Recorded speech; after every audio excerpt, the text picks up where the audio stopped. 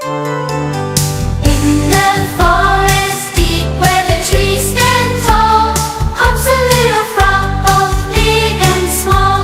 With skin so green and eyes so bright, it leaps and bounds in the soft moonlight.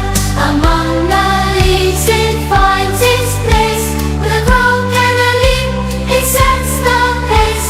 With legs so strong, it jumps with glee in the magical world of the forest so free. With a splash and a hop, it's all